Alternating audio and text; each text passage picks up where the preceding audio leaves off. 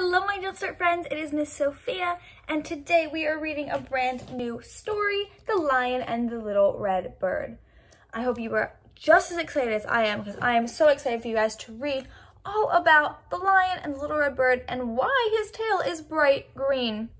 So before we get started, friends, we know we have to go through our expectations. We have to make sure that we are keeping our hands to ourselves, using inside voices, walking feet, making good choices, respecting everyone that we are with, and still having the most fun we can have with Jumpstart.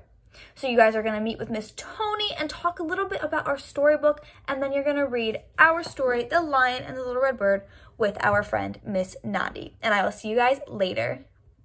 Hello, all my wonderful Jumpstart friends. I'm Miss Tony, and today I am doing the reading intro for a brand new book called Lion and the Little Red Bird. So today's intro for reading says, today we will read about a lion who disappears into his cave at night. So the word disappear means that he is there 1 minute and then goes away and he is not there anymore. So disappear means to go away and not be there anymore. So Jumpstart friends, I hope you enjoy this reading, and I will see you next time. Bye, Jumpstart friends! Hello everybody, welcome to our Read for Enjoyment, and today we are going to read The Lion and the Little Red Bird for the very first time. And this was story and pictures by Elisa Clevin. So that means she wrote the words and Elisa Clevin also drew the picture. So let's look at the first picture that we see here on the cover. On the cover, I see a lion here and I see the little red bird right here. But something looks different about the lion. He's got a little green tail.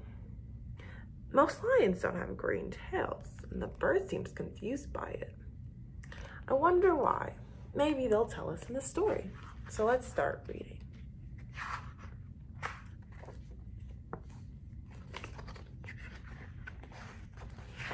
Okay. One afternoon, a little red bird saw a lion with a bushy green tail, as green as the forest. The bird had never seen anything so unusual and pretty. Just looking at it made her so happy. So we see the little red bird here, and the bird also noticed the lion's green tail. So she's just as confused as we are. "Lion, lion," she said, "why is your tail so green?" The lion didn't understand the bird's language. He thought she was simply chirping. He smiled at her and wandered down to a field of orange flowers. You see the orange flowers that kind of match the lion right here. The bird watched him roll and sniff and chase butterflies, then slowly walk west with the setting sun and disappear into a cave. The bird waited on a tree nearby. She wanted to see the lion's green tail again, but the lion didn't come out of the cave, so the bird made herself a soft nest and slept through the warm, starry night. So here we see the lion disappearing, and to disappear means to go out of sight and to not be seen, into his cave here, and we see the setting orange sun over here, orange like the flowers that we've seen before. In the morning, the lion came out, swishing his tail, which was no longer green, but orange as the flowers, orange as a butterfly, orange as the setting sun. "Lion, lion," the bird chirped, astonished. "Why is your tail so orange?" Again, the lion did not understand the bird. He smiled at her, climbed over the hill and up the mountain to a deep blue lake beneath a bright blue sky, where he soaked his tired paws and saw the bird splash nearby. Here we see that the lion and the bird, even though they don't understand each other, they seem to enjoy each other's company. We see the lion so happy resting his paws and the bird having a great time splashing over here. At the end of the day, the lion climbed down the mountain, over the hill, and home to his cave. The bird settled down in the tree, wondering as the sky darkened about the lion and his orange tail. So the bird was wondering or being curious about something, about why his tail was so orange that day. But in the morning, the lion's tail was no longer orange, but it was blue as the brightest blue sky, blue as the deep mountain lake where he soaked his paws. "Lion, lion," the bird chirped, enchanted. "How did your tail change from orange to blue? Are you a magician?" The lion just smiled and ambled over to a bush full of shiny red berries. He ambled would mean he walked slowly over to the bush of the red berries. They were beautiful berries, but very sour. "Lion," the bird chirped, making a face, "these berries are still too sour to eat." So we see the bird not enjoying the berries and that they were sour, which means that they were bitter to taste and they were not sweet. "Why don't you pick them when they're ripe?" The lion just smiled, thinking how much he liked the bird's chirping company.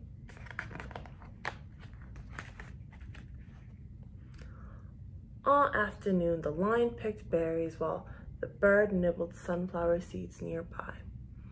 Once the lion stepped on a thorn and the bird pulled it out for him. So we see the lion and the bird here, the bird pulling out the thorn, which is a sharp part on the stem of a plant or flower. And we see that the bird and the lion's friendship are growing so much stronger. They don't understand each other, but they still just enjoy each other's company.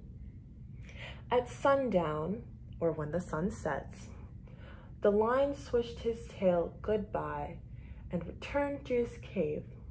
The bird settled down in her nest. She wondered what color the lion's tail would be in the morning. She wished he would answer her question. During the night, a storm came. Thunder crashed and lightning flashed. Rain swept away the bird's nest.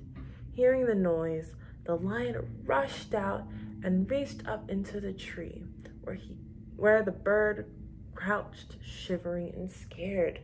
The lion came out of his cave, where he usually disappears into, to help the bird out of the cave. And I wonder if the bird is going to be able to see his own cave. He lifted her down and carried her into his cave. The cave was warm and colorful. The walls were filled with pictures of green forests. The green forests over here and over here. Orange flowers, butterflies, sunsets. The sunset, the orange flowers and the orange butterflies. And a bright blue sky up here. And a deep blue lake.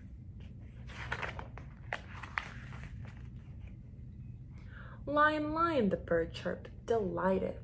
"How did these pictures get here?" The lion smiled, dipped his tail into a bowl of shiny red berry juice, and painted a picture of the bird chirping on a berry bush. The bird sang while the lion painted. She sang a song without any questions, full of color and joy. The lion never heard anything so unusual and so pretty. And that's just how the bird felt about the lion's tail in the beginning, if you remember. The lion just listening made him happy. In the morning, the storm was past. The world shone fresh and bright. The lion's tail was very red, and the little bird knew why. She sang her happiest song and wondered what the lion would paint that night. So this story was about a lion and a bird who can't understand each other, but develop a friendship because of each other's company. This is The Lion and the Little Red Bird.